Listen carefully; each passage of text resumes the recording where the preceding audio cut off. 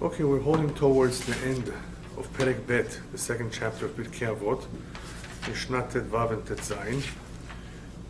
I think it is one of the most beautiful Mishnayot, definitely a very important Mishnah to complete the Perek.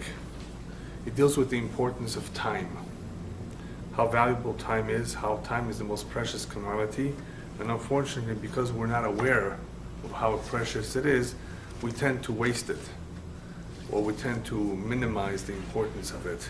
We don't use it for what it should be used, to do what is really important to do.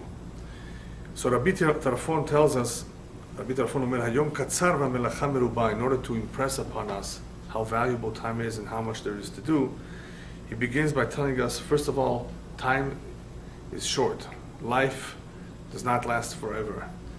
There's a certain clock out there, b'shamayim, and not everyone is aware of how much time there is in that clock. In other words, when we have to basically pack up our bags and leave, but that happens to every one of us.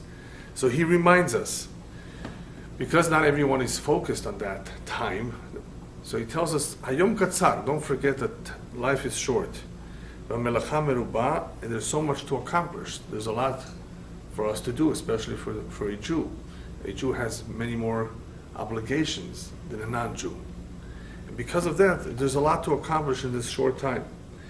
But unfortunately, the reality is, and when he talks about reality, he's not only talking about his time, his generation, he's talking about all times. There are certain things that just never change. And that is hapoalim atzelim, that the workers are lazy. That's just the reality, is that for the most part, not everyone is so eager to perform, to work, even though, he says, v'hasachar harbeh, even though you're being rewarded. You're being compensated immensely, harbeh, for all that work. In other words, the more we do, the more we get. So why shouldn't one do? And what is happening is that, don't think that there's nobody pushing at all. The boss, the balabait, is pushing, is encouraging us, is reminding us. So what exactly is going on? Then why don't people get the point? Why don't people do more than what they're supposed to? Do more than what they are actually doing? Unfortunately, you may have come across a term in English in this country of killing time. There are people who are in the business of killing time. They have a lot of time at their disposal and they don't know what to do with it. So they say, let's go kill time. Kill time does not necessarily mean to be idle, not to do anything. Killing time is also when a person misuses the time for things that have no toilet, have no benefit.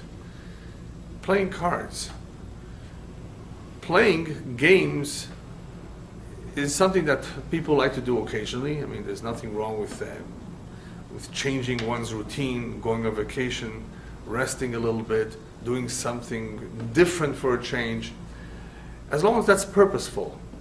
And if you need a break, then you can do almost anything that is permissible, of course, on that break.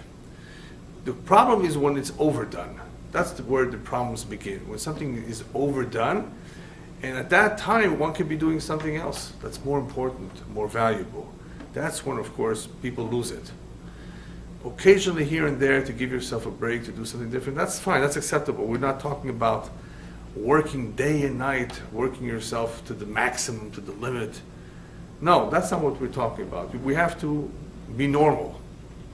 8 hours a day for work, 9 to 5. There's a time for eating, there's a time for rest, there's a time for praying, there's a time for everything. But as the Gemara points out, before you know it, life is over. And this is the way the Gemara puts it. How long does the average human being live? 70 years. Well, the Gemara says you can subtract half of that, because half of that one spends in bed. He's asleep. Half the time people are asleep. That's just the reality. So how much are we left? The Gemara says with 35. Well, you have to break that in half too, because you have to account for some time that a person eats, goes to the restroom, and so forth. So you're left with, the Gemara says, with about, I think it's 12 and a half years or so. Of the 12 and a half years that you're left with, how much do we already take advantage of? Of the little bit that we do have left, of the real amount of time that it is at our disposal, how much of that is used purposefully? It was for a good cause. Unfortunately, not too much. People engage in all kinds of trivialities. And because of those trivialities, a lot of precious time is wasted. This could also be compared to people who have the habit of hoarding. You know what hoarding means? Gathering, but gathering in large quantities. It's called to hoard in English. They have people who have a habit of hoarding shmates. You know what shmates are? Shmates is a Yiddish word for rags. They just hoard a lot of things. They never get rid of it. They just put it away in the attic. Hoard, hoard, hoard. But what are you going to do with it? So once in a while you will notice when you go down your block, there's something called a garage sale in this country. I don't know, I never asked these people why they do that, but I'm guessing that maybe they got tired of hoarding and they decided to dump it out in the street and make a few bucks at it as well. It's not a bad idea, actually. You know, and what's interesting is that there's other hoarders buying it for $1. You know, why not? But what are you going to do with all of this? You know, do you really need this? So what if it's free? Even if it's free, do you really want it taking up space in your house? It's free. So what? You really have a need for it? But that's what happens. People put so much time and effort in gathering stuff that will gather dust because you don't take it with you. In the end, you leave it behind. So what's the purpose of devoting so much time and effort to that? There is one individual who values his time, and it's called a lawyer, because he charges you $500 for the hour he spends with you. A lawyer. Now, think about it. Why does he charge you so much money? Does he really have something better to do at that hour? You know, when somebody has something better to do, more important to do now, and he's giving you the time, I can understand that. But the lawyer is going to charge you, regardless, the same amount of money, whether he has something better to do or not at that hour, at that time. Why? Because he values his time. He thinks he's a big shot. I don't know. He thinks that his time is really worth something. He can give you advice that no one else can. I don't know what he thinks. But one thing is clear. He values his time. Even for the time his secretary picked up the phone to call you, it's documented. 5 minutes for phone call. A half an hour to write a letter. You know, it's incredible. That's what I'm told. Baruch Hashem, I don't need them. But should you ever need one, Chas v'Shalom, it could be a problem. They can run you a big bill very quickly. Stay away from them if you can. Avoid them. But that is at least an individual who values his time very, very much. And that's why he charges for it. What happens with time is that we take it very lightly. We don't take it so seriously. And the attitude is that Hashem doesn't either, perhaps. He doesn't mind. I mean, He brought us into this world. He gave us our life, and we're very thankful for it. As long as we behave ourselves, as long as we don't do anything terribly wrong, does He really mind that we don't maximize our time, that we don't use it purposefully? And the answer is He does mind. Because Hashem wants us to accomplish. In the same way, Kavyachol, in the same way as a mother wants her child to succeed in life and to accomplish. A mother wants her son to do well and to get ahead in life. Hashem wants us also to learn as much and to fulfill as many mitzvot as possible. Very similar fashion. It's not that his attitude is, oh, okay, it's okay, take it easy, do as much as you can, don't worry about it, I'm not going to demand it of you. No. If we are capable of doing more, then we should do more. So he is concerned. It would be wrong for someone to make that assumption that he's not concerned, that he doesn't really care. He doesn't really mind so much. As long as you're okay, you behave yourself. No, he does mind. He is concerned. He wants us to accomplish as much as possible. So Rabbi Tarfon says that the bottom line is that people are just lazy. But is that the only reason? No, there are other reasons. There are other factors of why people tend to push things off, procrastinate, not do as much as they can. And I saw 5 brought down by the commentaries. 5 basic reasons or factors that contribute to this symptom of procrastination, pushing things off, not doing as much as we really could do. Number 1, people really think they have all the time in the world. That's number 1. They really think they have the time. Well, why do it now? I have many years. My grandfather lived to 90, 95, or my grandmother, and he's a young man in his 20s, and he thinks, he's got 50, 60, 70 years to go. Why rush? Why bother? Why work so hard? So that could be one factor, is when people think they have all the time in the world. But haven't you heard of young people just, boom, like that, die all of a sudden, chas v'shalom? Nobody knows when the time comes for him to return to his maker. Nobody knows when that moment will come. And you can't trust your genes. Even though life insurance companies do that. They trust your genes. They ask you a whole bunch of questions. They have a calculator. And they figure out, well, nobody had heart problems in your family before the age of 50. That's number 1. Number 2, you do some exercise every day, right? Number 3, you don't take any risks in life, right? Number 4, you're not too overweight. Yes. Number 5, you don't smoke, right? They ask you 10 questions. And what happens? They adjust, reduce, or increase your age based on that. And that's how they know if they can give you a life insurance policy or how much it will cost you depending on the risk they have. They don't want to lose money. But is that 100% reliable? No, but statistically, they go with statistics. They work with numbers. Yeah, but you can't rely on that. It's wishful thinking. Ultimately, it's Hashem's decision of how long a person will spend in this world. So we shouldn't think we have all this time in the world. Number 2, there are people who look at the particular task, a certain task that they have to perform, certain mitzvot, or certain amount of learning that they need to accomplish, and they say, this isn't easy. I can finish this in a very, very short amount of time. Therefore, I don't have to get to it right now.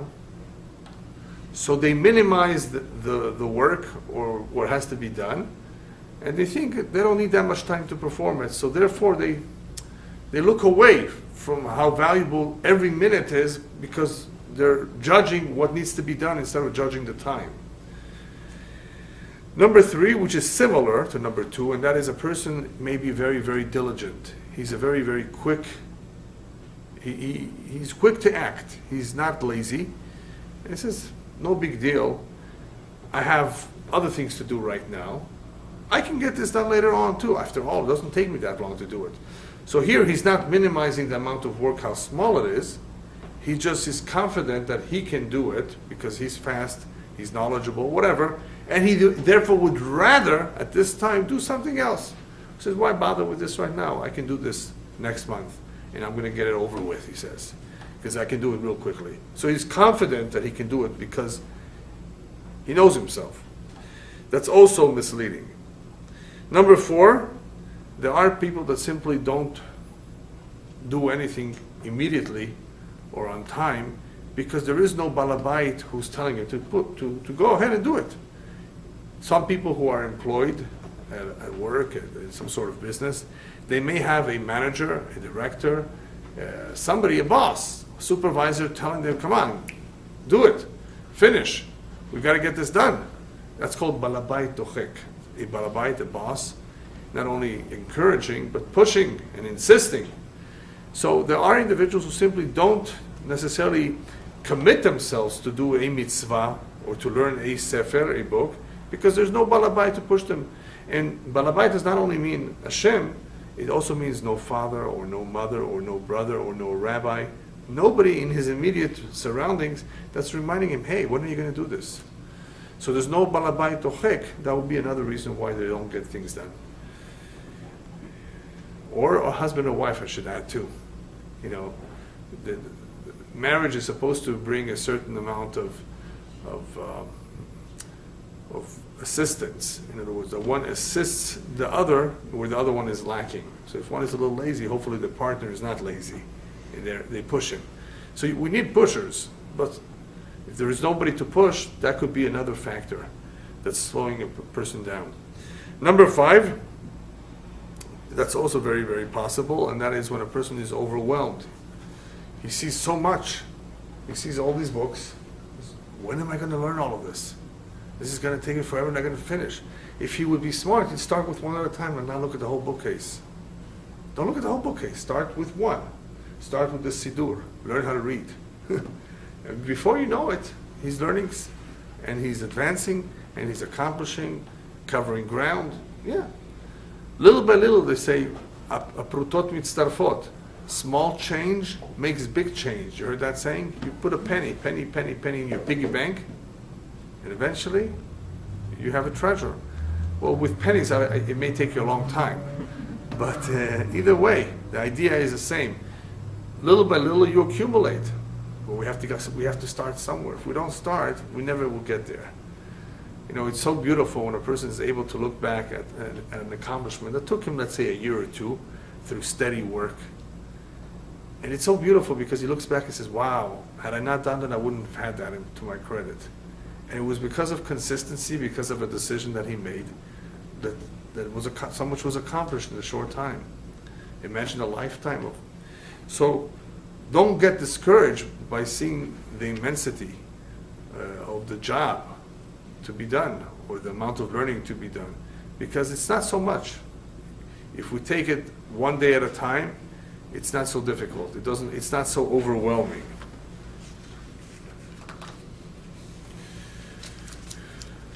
There's a saying, I forget who says it, one of the Chachamim, En ke'avedat hazman. People lose many things in life. Even sometimes a piece of jewelry. And you feel bad, it could be expensive. But this one Chacham said the most expensive, the most precious thing that one can ever lose is time.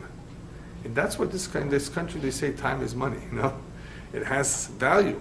There's nothing as precious as time. Therefore, there's nothing as precious or as valuable as the loss, the avedah of time.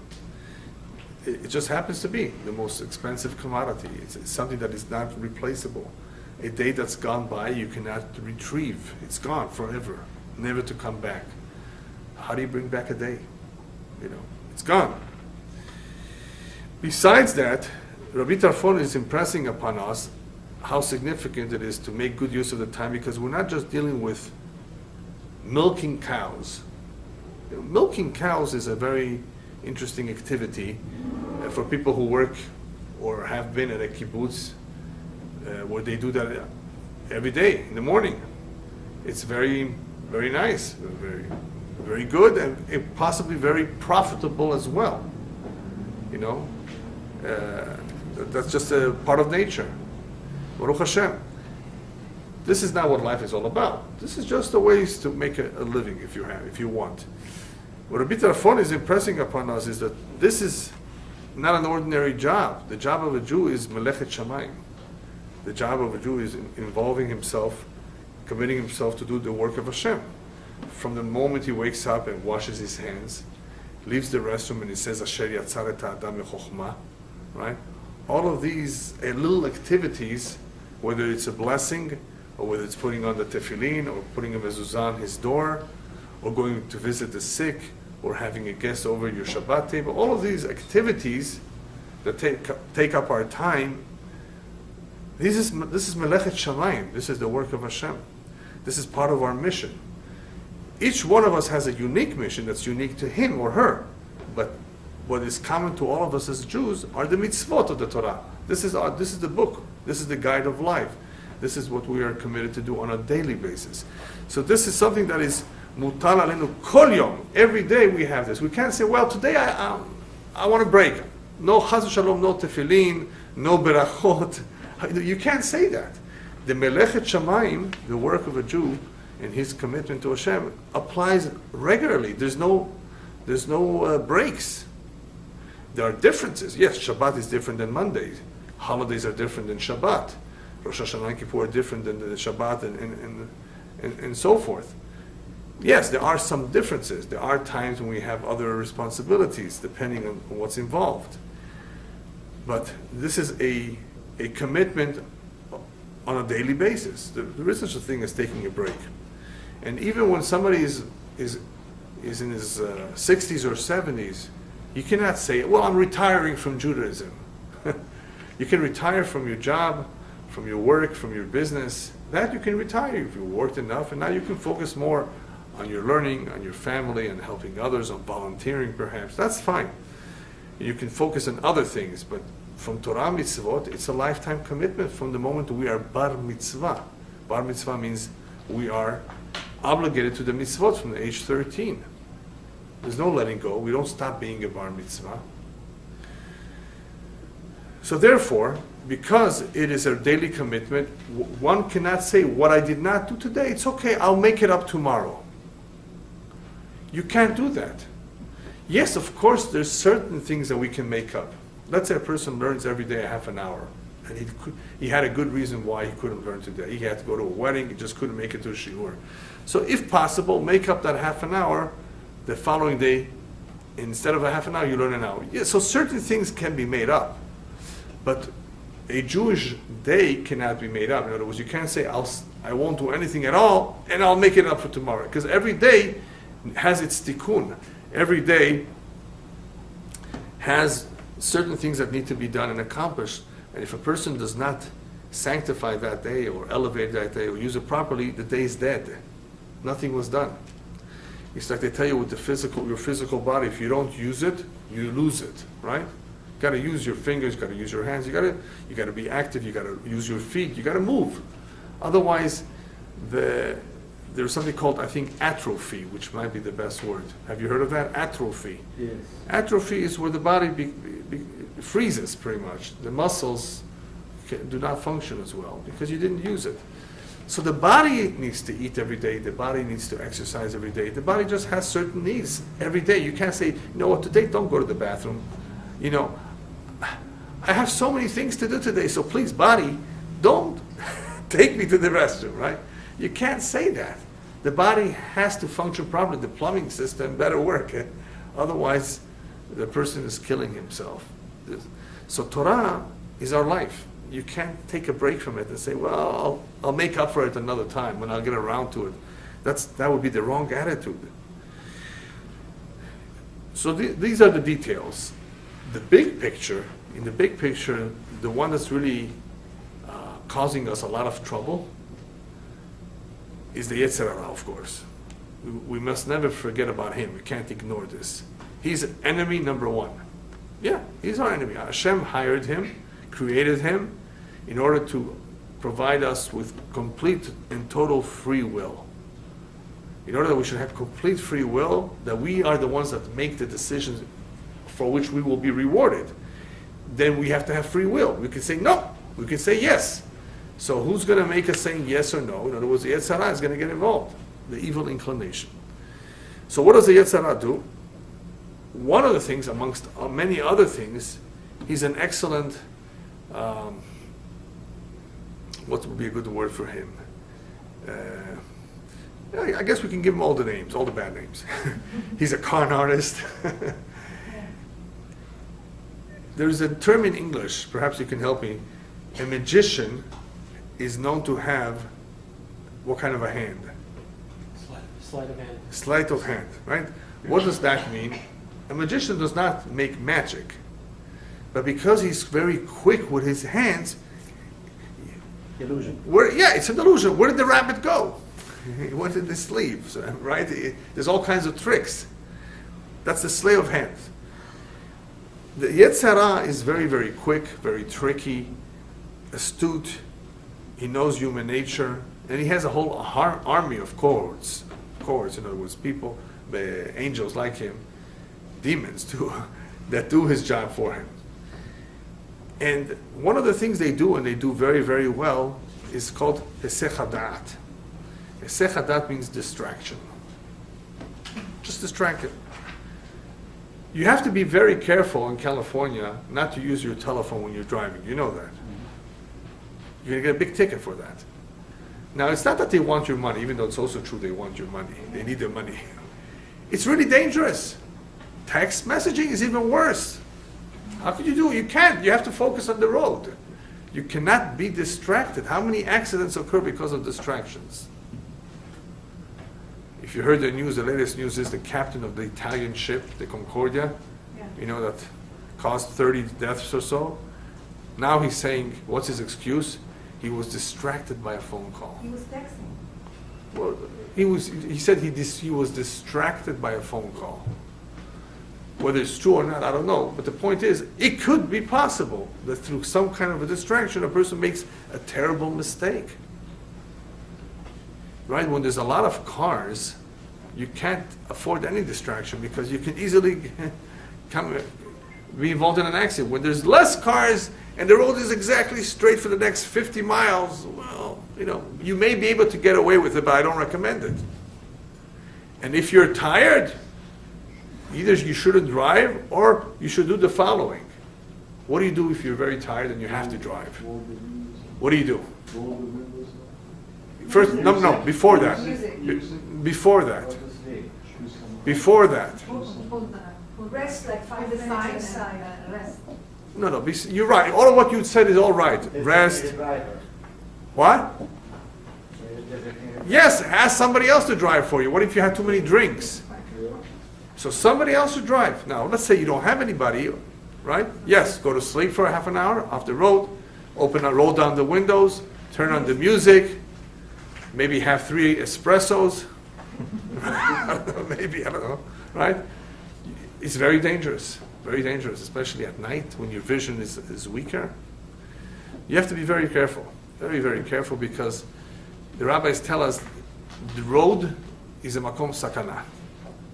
The road is a place of danger. One is exposed to dangers, all kinds of dangers. And statistics show that when you're on a plane, you're a lot safer than when you're on the road. Statistics, very simple. How many planes crash, right? Not too often. Baruch Hashem, not many. Cars every day. So you have to be careful. So Hesech Hadat, the Yetzer Hara distracts us very, very, very much. How does he distract us? My favorite example is Disneyland. You finally arrived at Disneyland. You've heard so much about it. You plan to see every little spot. The haunted house, Pirates of the Caribbean. It's a small world, right? I haven't been there in a long time, but that's what I remember from years and years and years ago. 35 years ago, maybe. Anyway, I'm sure there's new shows. You want to see everything. You heard, and it's really nice. It is. They did a nice job. But all of a sudden, you come in, and of course, you took your map with you. You have to know where to get there. Otherwise, you're going to lose time. All of a sudden, you see a stand that's selling sugar candy. Oh, I love that. First of all, of course, it better have an ashgacha, of course. It's kosher. Okay, fine. Then after that, you see Haagen-Dazs. You see Haagen-Dazs ice cream. I heard it's one of the best ice creams. You got to try that, Little by little, you see souvenirs. You got to buy a souvenir. What souvenir should I buy? Mickey Mouse hat. So you start looking at the Mickey Mouse hat, and before you know it, most of the day is gone with all these distractions. You didn't come for that. You came to enjoy the ride, but they close at 6 and there's no parade, by the way, on that day. So you can't stay long. That's it. You have a ticket for one day, not like they sell you sometimes ticket for 2 days. It's a one-day event, and after that, you have to pack your bags and leave. So that's what happens in life. We get distracted by all kinds of gadgets, especially we live in the 21st century. Our grandparents didn't have all the distractions that we have. You know what we have? We have internet, we have computers, gadgets, iPods, iPhone, what else? All kinds of places to see and to travel, fast food, all kinds of things that distract people, movies, videos. There's so many things, that people are distracted by. And wait a minute, before you know it, you're decrepit, you're slowing down, now you can't make too many changes, now you'd love to go on a diet, but it's a little harder. Now you want to do a lot of things, but it's not the same. It's not the same. People have all of a sudden problems in midlife that they never anticipated. Not with themselves, maybe chas v'shalom with their children, maybe with their grandchildren. Things that occupy their time. Or another relative, or some other worry, financial worries. And all of a sudden, there's no time for anything that was really, really important. So Esech Hadat is really the bigger picture of what's happening as a person goes through life and unfortunately does not accomplish what he's supposed to accomplish. What would help us see things better? Glasses. What do glasses do for a person who's nearsighted? They bring things closer to him. They sharpen the image. They allow him to focus better. Same thing with binoculars. From great distance, you can bring the picture closer to you so you can see what's going on. Or telescope. So this is a very powerful and valuable tool if you want to see from a distance, or you want to have more clarity, you want to be able to read the signs. The Torah for us is our glasses. When a person learns Torah, which is what we're doing right now, Pirkei Avot, we're not learning Chumash even, we're not learning Halachot, which is very, very important. We're learning just advice. We're learning Musar, ethics, morals, which is also as valuable as important. And what that does is it reminds us. We're putting on our glasses to focus on reality. And here we're being told there's a con artist out there, a trickster, who's fooling us, who's distracting us. Do you know? Oh, I forgot. He's called the Yetzer Hara. It's called Hesech Hadat, distraction. It has many names, and one of them is, of course, to postpone things, to push off, procrastinate. And it's all from the same school, called the Yetzer Hara, who doesn't want us to accomplish, he doesn't want us to achieve. He doesn't want us to really do what we're supposed to do. That's his job. That's his job. And because of that, a lot of people fail. They fail in their marriages because of Yetzer Hara too. They fail in their relationship with business partners, with family members, with parents. They fail in maintaining their integrity as honest people because of temptations. That's all the Yetzer Hara. They fail. So if they use the Torah, if they would put on the Torah on a regular basis, they would gain more clarity. Doesn't mean that would protect them. People still have their Yetzer Hara. They still have their inclinations and they still have their temptations, their challenges. But it would help them greatly because they would be reminded. And that's what we need. Reminders. So Rabbi Tarfon reminds us that the melacha is merubah. Not only is time short, there's so much work to do. Why does he tell us that the melacha merubah?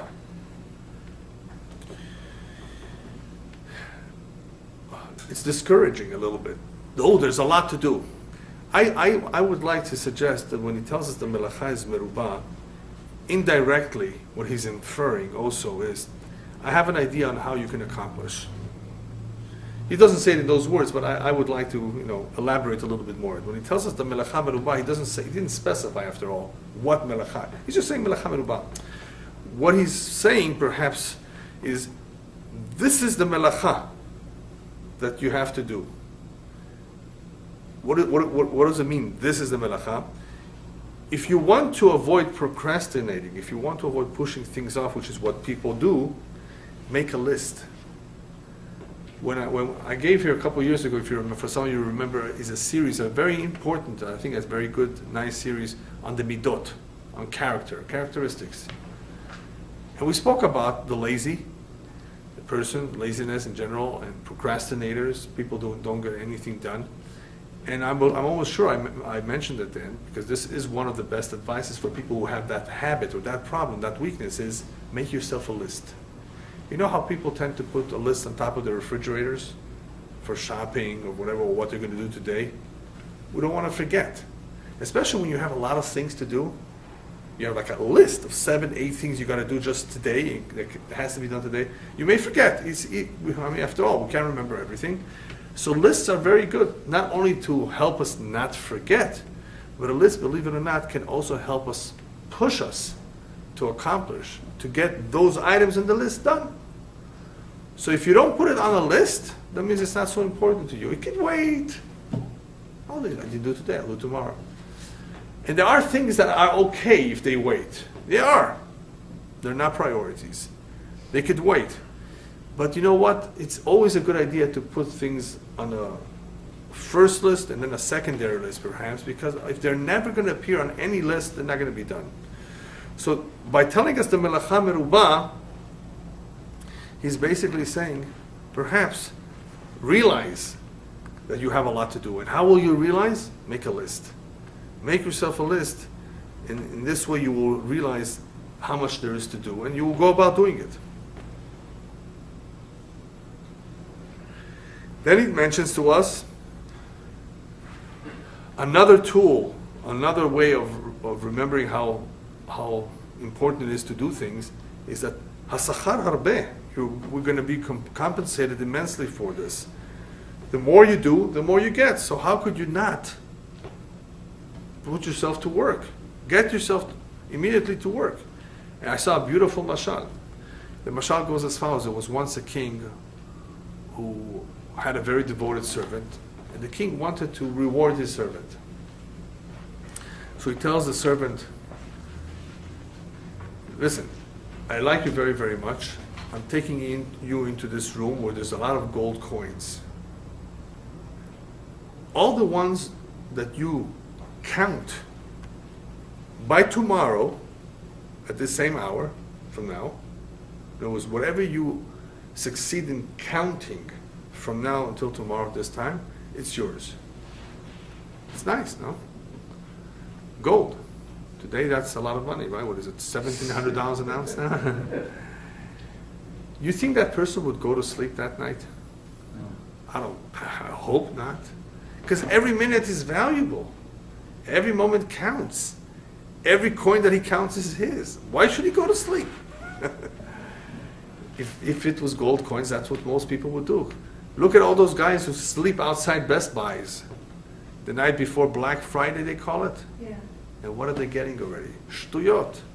As we say in Hebrew, shtuyot b'mitzah gvanyot. In other words, nonsense. I mean, what? Ridiculous. Another gadget? And they fight over it too. I can't understand the mentality. Anyway, I don't need to. Let them continue doing that. So, but here, this is about mitzvot, about Torah. There's so much to accomplish, and we're going to be compensated for this so much. Why should we go to sleep?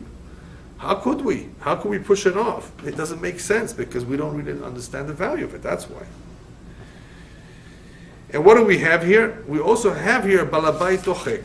We do have balabay tochek. We do have a boss. Where is he telling us? Where is he pushing us? In the Torah. Right? There's a lot of pesukim in the Torah that stimulate, encourage, remind us. Right?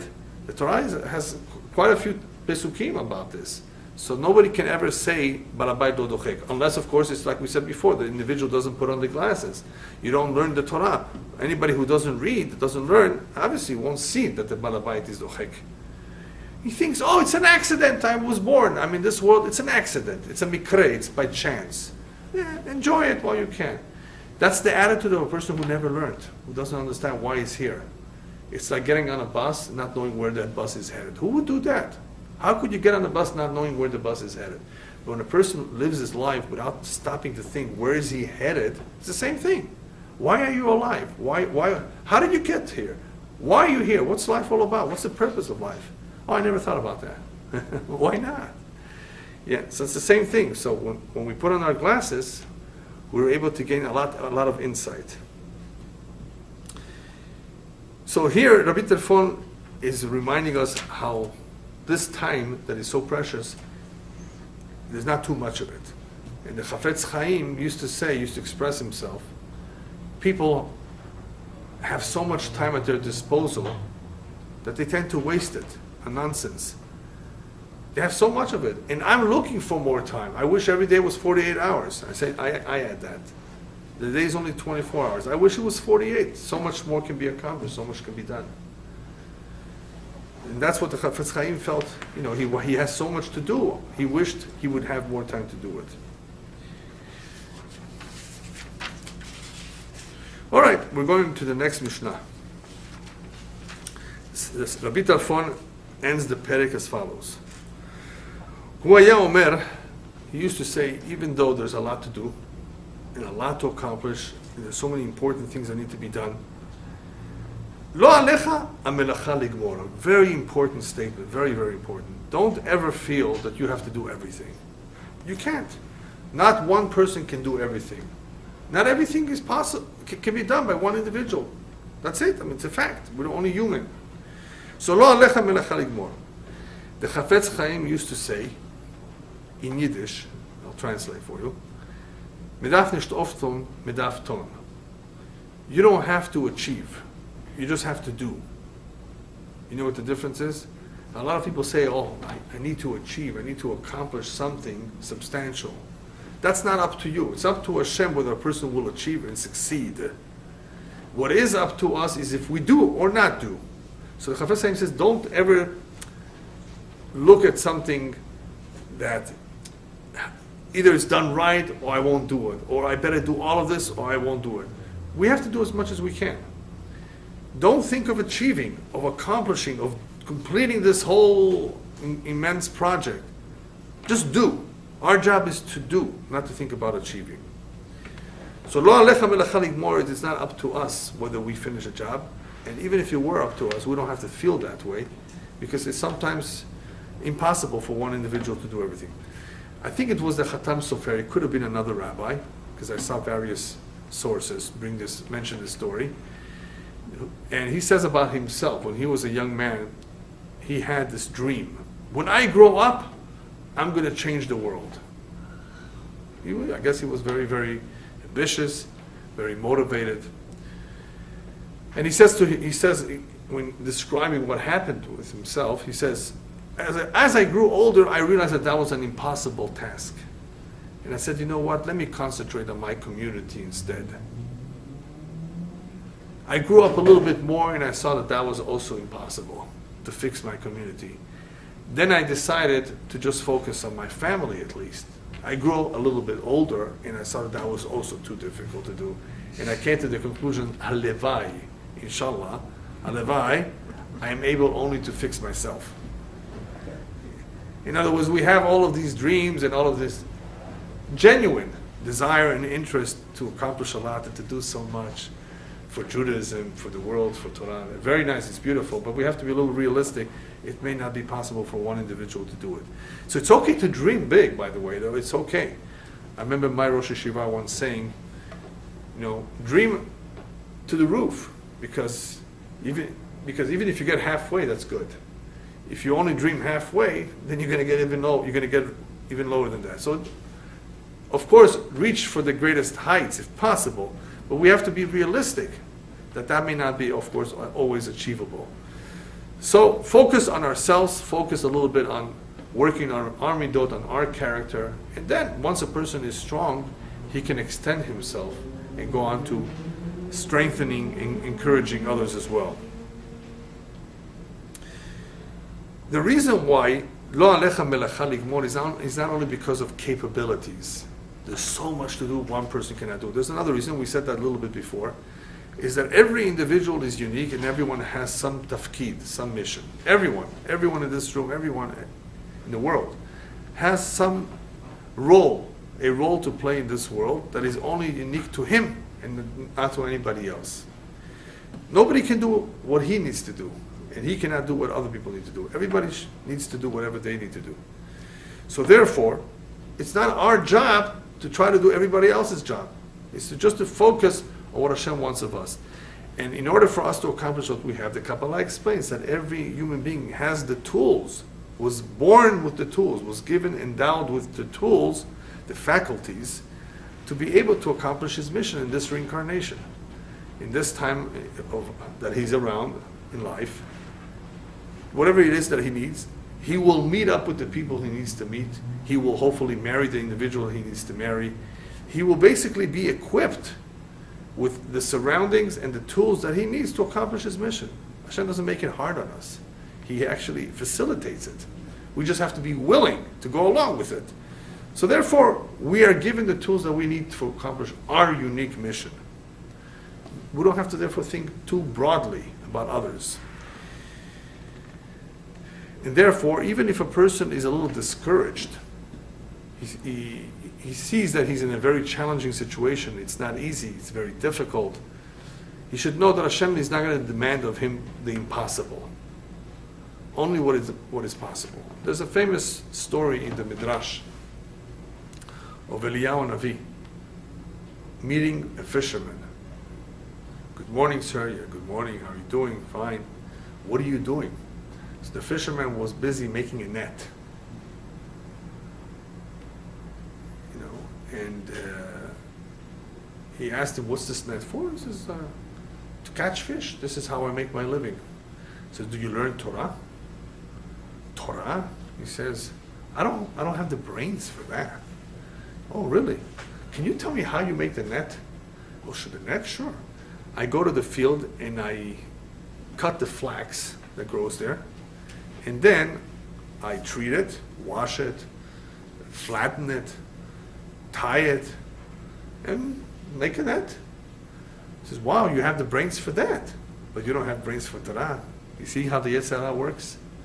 He convinces you that for this you have brains, but not for the other.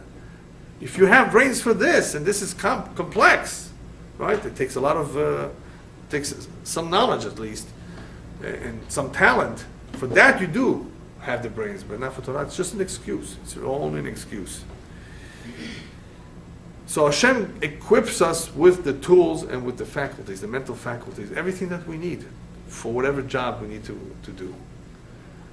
And that's, of course, will lead us to another topic, which we're not going to get into tonight. And that's the topic of the mazal. Mazal means that a person has to be in a certain place, do certain things, and the mazal basically leads him there. His feet, as the rabbis tell us in the Gemara in the Zohar, the feet take you to where you belong, because you have to meet up with a certain job. You have to do a certain thing. You have to be, for some reason, at that place. And being at that place is not only because of the job you're going to be doing, it could be because by being in that place you're going to meet up with someone that you need to meet up with for whatever reason. It's very interesting the way the mazal works. We belong somewhere for more than one reason, perhaps, not just for a job. But we need to meet with certain people. We need to accomplish certain things in that particular spot. So therefore, because we all have a unique mission, we don't have to think about doing everything. Let's focus more on what we need to do. What happens, therefore, when a person sees this whole library of books, what should he think? Lo alecha melacha ligmor. Who says that you have to finish all of it? You were never told or asked or demanded of you that you should finish everything. Whoever said that? You just learn. You want to learn Chumash, you want to say some Tehillim, you want to learn a few halachot every day. Fine. Nobody ever expects of you to finish everything. So don't therefore be distracted or be disillusioned because you haven't done so much. As the rabbis tell us, when it comes to Olat Ha'of, there's a korban, a sacrifice that sometimes a poor man can bring if he cannot afford a larger animal. He can bring a pigeon.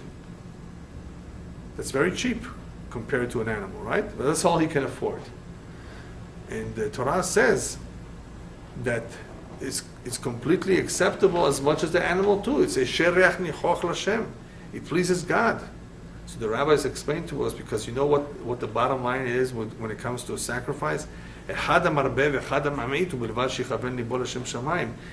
the quantity that matters, it's the intention. And if your intention is good, for the sake of God, I ask forgiveness, this is all I can afford, Hashem says, this is the same as the rich man bringing his cow or his sheep. Because that's what he could afford, and this is what you could afford. So it's not in the quantity that a person accomplished, he learned so much. It's the quality, it's the intent, the kavanah of what a person did according to his abilities.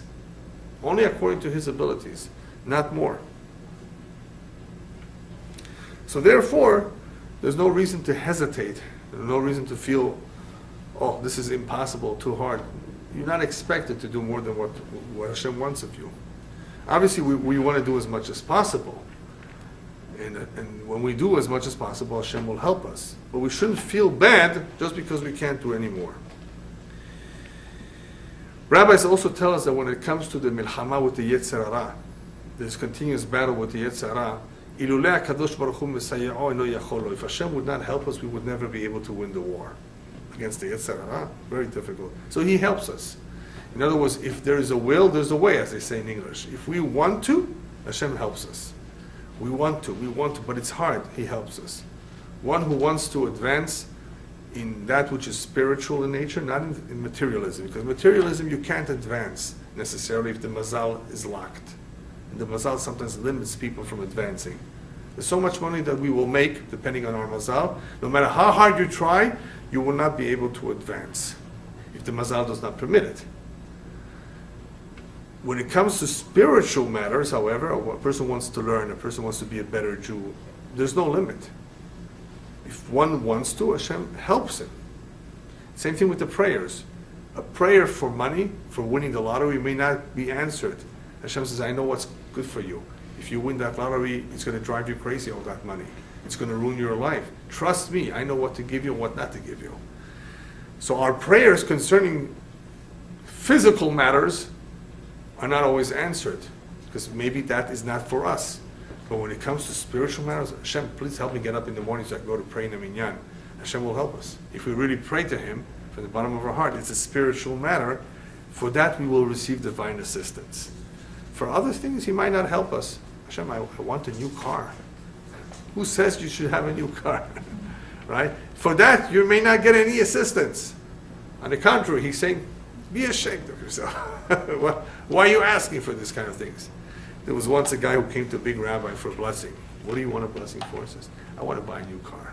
He says, be ashamed of yourself. That's when you come for a blessing. He says, but Rabbi, you know what I do with that car? Every time I go from Yerushalayim to Tel Aviv, I give people a lift, a tramp. Tramp. I give them a lift. Oh, you want to buy a new car for a mitzvah? Okay, I give you a beracha. You're using the car for a beracha, for mitzvah. That's different.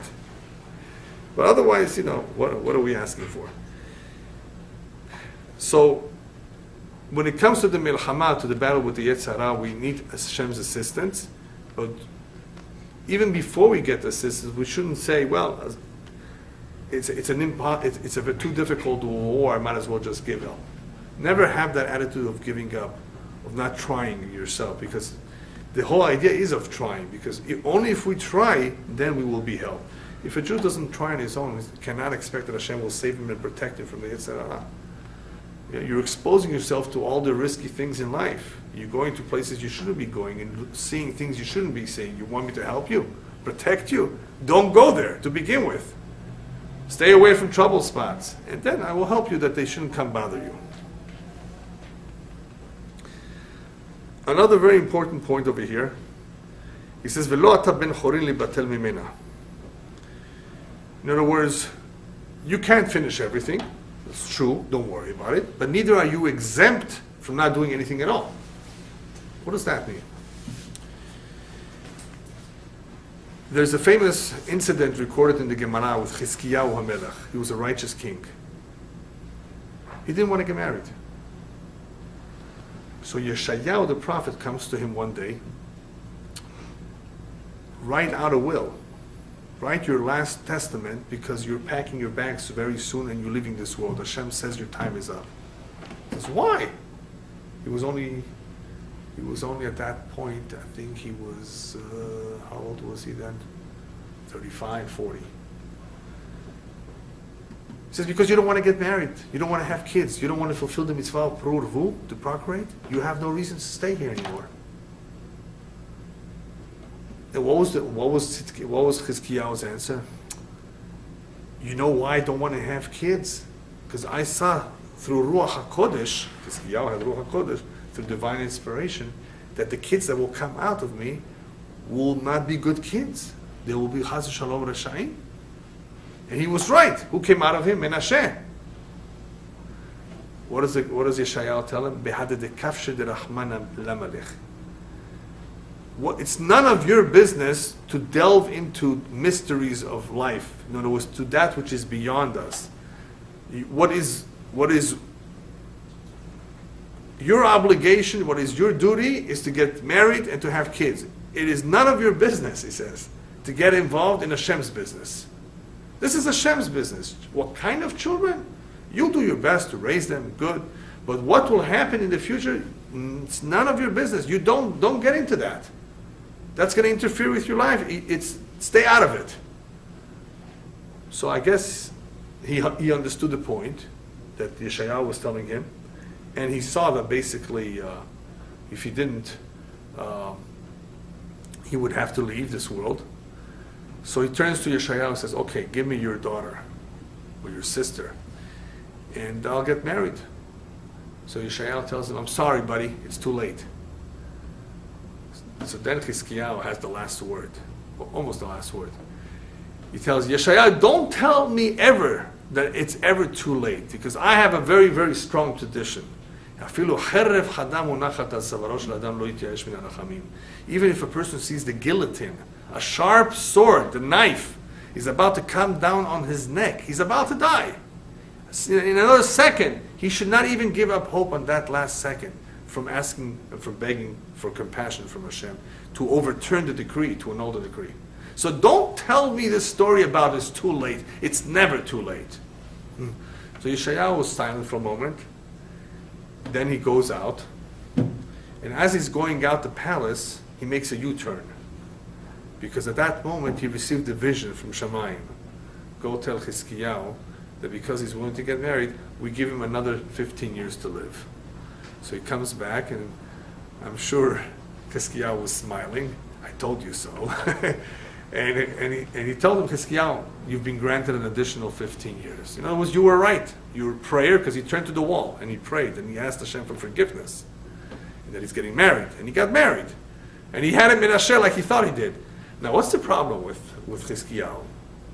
Just because this child was going to be a rebellious child, that's the reason alone not to have him? I mean, yes, Chizkiyahu really felt, why bring somebody like that into the world? But the reason why he made a big mistake, and of course he regretted it later, and he had him anyway, is because even though somebody could see Beruach HaKodesh, that a son, a child, will be a Rasha, will be born with the evil inclination, and will have a tremendous challenging life to be righteous. Remember, everybody has free will. Everybody has complete free will in being a righteous, but he saw the propensity. He saw that this child is going to be struggling, and he's going to really be tough. Nevertheless, what Chizkiyahu could not see with Ruach HaKodesh is whether Menashe will do teshuvah at the end of his life. And guess what? Menashe did teshuvah. He repented at the end of his life. So even though he was a Rasha, in the end he changed his ways. That Chizkiyahu was not able to see. So imagine, had you not brought him, you would not have this opportunity of having the child do teshuvah, which is, of course, puts him on a very, very high level. Rabbis tell us that when it comes to accomplishing a lot, it is an impossible task, and even if we want to fulfill all the mitzvot, just mitzvot, throughout our life, it will not be possible. Not only because certain mitzvot are not applicable today, there's no Bet HaMikdash, or we're not in Eretz Israel, simply because not all the mitzvot apply to every Jew. Some mitzvot apply to Kohanim and Leviim. So the Orach Chaim says, well, if that's the case, is it ever possible for one Jew to fulfill the entire Torah? And he says, yes. That's called Kol Yisrael Arevin Ze Lezeh. All Jews are responsible for each other. There's an arvut between them. There's a responsibility between them. There's a connection, a link between them that ties them together. And therefore, we don't have to do everything by ourselves.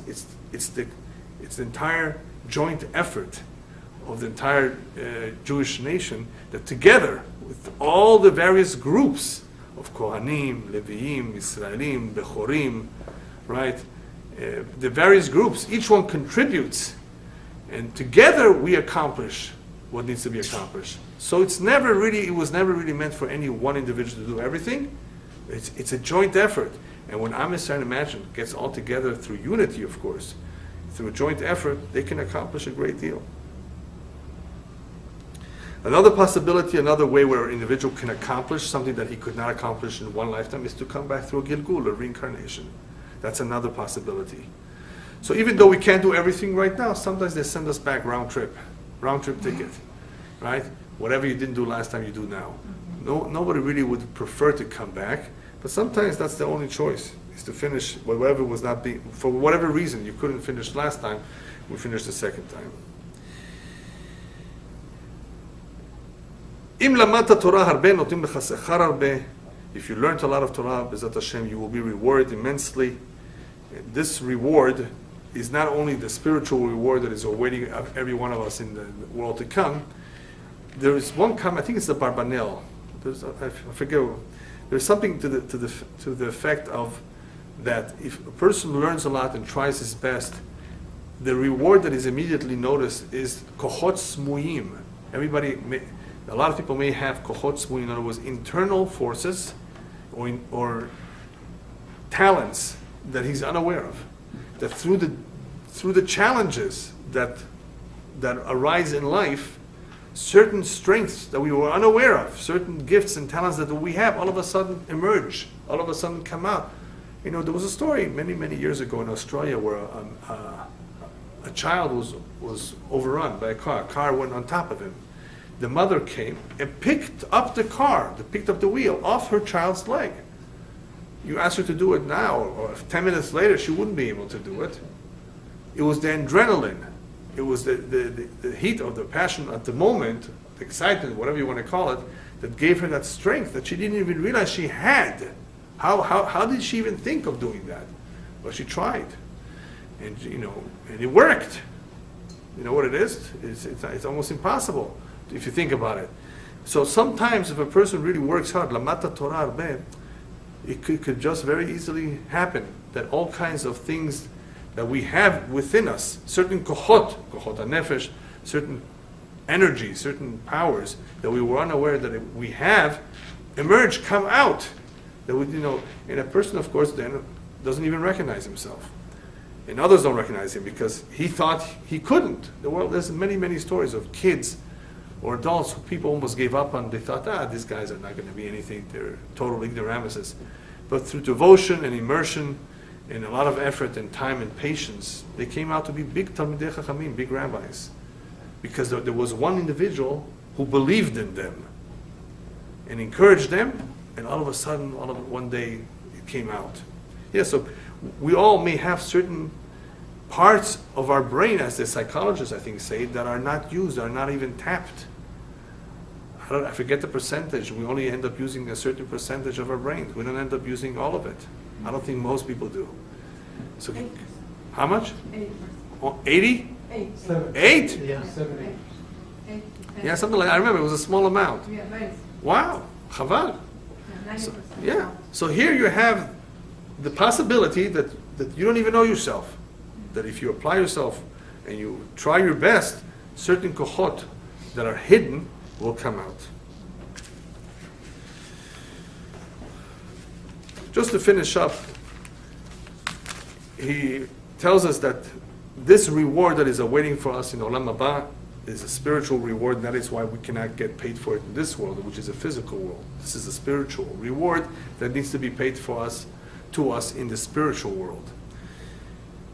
So this reward, Ne'eman hu bal malachtecha, as we saw in the previous Mishnah, you can trust him that he will pay it back, that he will pay you, compensate you for it, sheshalem lecha sechar pulatecha, and what is coming to you. Now, what's interesting is that some people did so much in such a short time that they left this world at the age of 35, 40.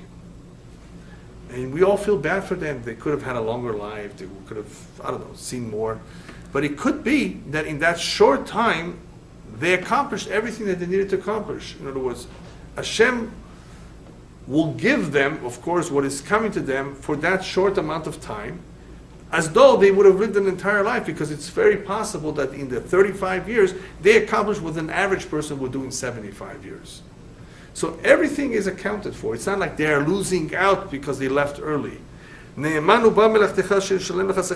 little bit of time that this individual spent here, it could be, depending who he was and how he died.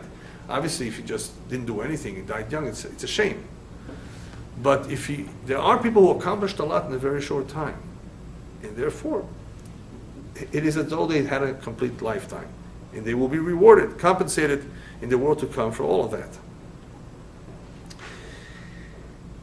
ודע מתן שכרן של צדיקים לעתיד לבוא, and just remember that the reward for tzaddikim is in the future, in Olam Haba. He repeats this point, and that's how he ends Perek Bet. People are sometimes discouraged when they see that the righteous suffer, the righteous have such a hard time, such a difficult life. And where's all the good reward? He reminds us, don't forget, reward for tzaddikim is not here, it's in the world to come. Hashem does not want it to interfere with free will. If the Rasha would see that tzaddik is having an easy, good life, he would want to be a tzaddik, right? So Hashem does not make it too obvious. So he has to push away and reserve the reward for the world to come. Plus, as we said, it's a spiritual reward. It cannot be given in dollars or euros. It's spiritual in nature, and it's eternal. It's forever.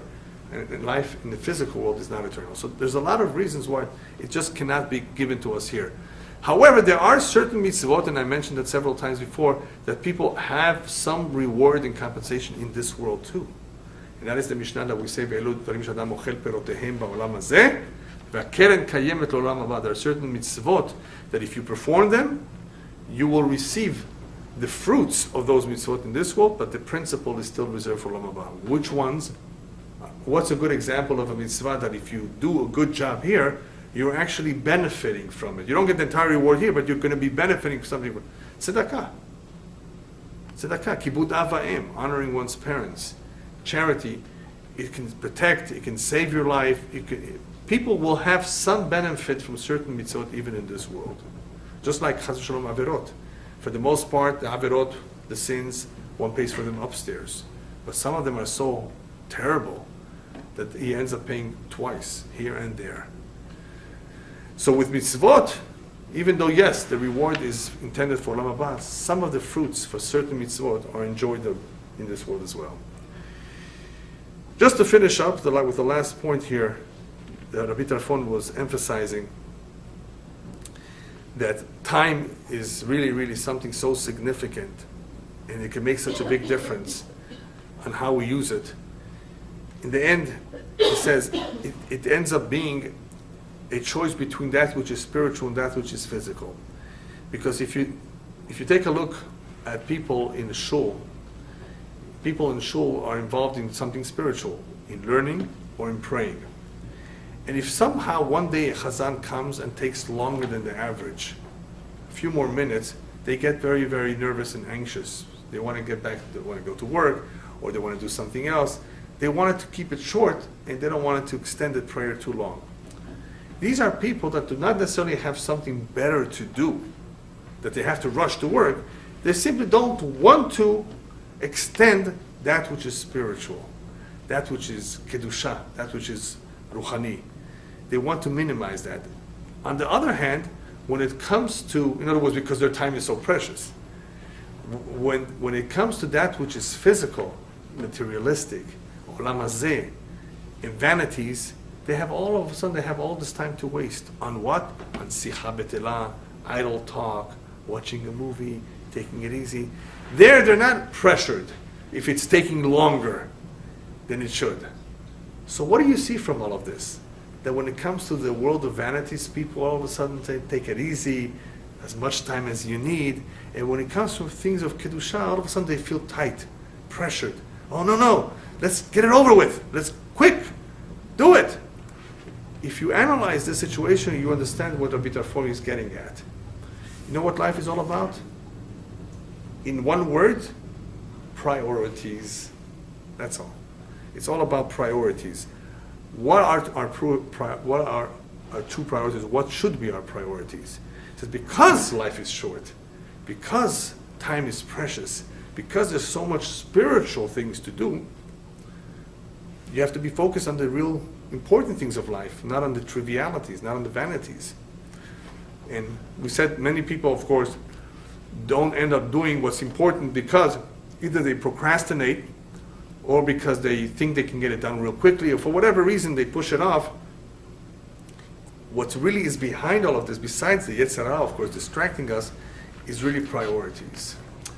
If a person would understand, like the example with the king and the servant, that these are gold coins. Every hour, every shiur, every tefillah, every mitzvah, every tzitzit, every mezuzah, every tzedakah, everything is of value, is like a gold coin, if that's the way we would look at it, we would never miss an opportunity. We would never would. That's what it's all about. Priorities. Whatever is a priority, we all agree that it's important to us. Then what should be important and what should not be important is a decision that we have to make. And hopefully, after learning what Rabbi Tarfon tells us, we will make the right choices, not only of selecting the right priorities, but in maximizing our time and not wasting it. Because chas v'shalom, that time, as we said before, it will never come back.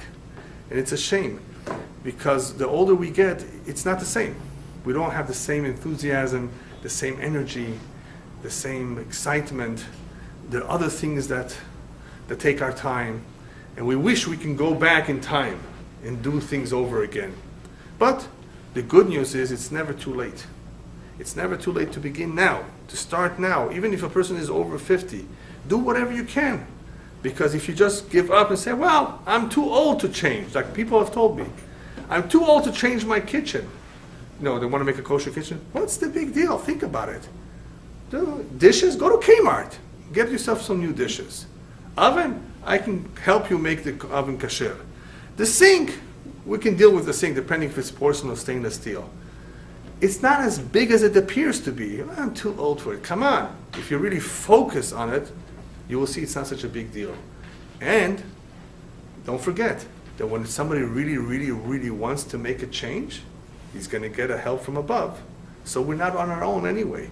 It's not going to be an impossible task. We're going to get all the assistance that we need from above.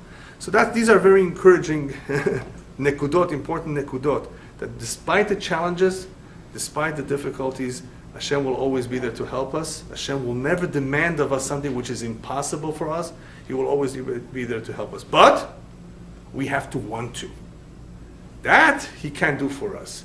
We have to want to. And how are we going to want to if we don't put on our glasses, if we don't see that this is a priority? So the number one, therefore, the number one, I think, idea here that we're being reminded is not only about priorities, it is that don't lose track of that time. Look at your watch. And the watch says, well, my birthday is coming up, not mine, but, right? And why am I celebrating this birthday? After all, it's getting closer to the day of death. People celebrate the birthday, even though it means they're getting one day older and approaching their day of death. You know what Judaism has to say about that? No, go ahead and celebrate your birthday, because it will remind you of what's coming next. And perhaps, if you will be reminded about what's coming next, you will make better use of your time the coming year. So when you celebrate your birthday next year, you will be able to look back and say, Baruch Hashem, this past year was a year of accomplishment. Chaval to look back and say, what did I do this year? Rosh Hashanah and Yom Kippur is around the corner. And that's the cheshbon that we will be making on that day. What did we do this year? Hopefully we should be proud that we have committed ourselves to even one book, 2 mitzvot, whatever it is. Because that at least is worth something. To have nothing, what a shame. So very, very important Mishnah, Rabbi Tarfon telling us, don't forget, life is short and there's so much to accomplish. Get started today. Thank you.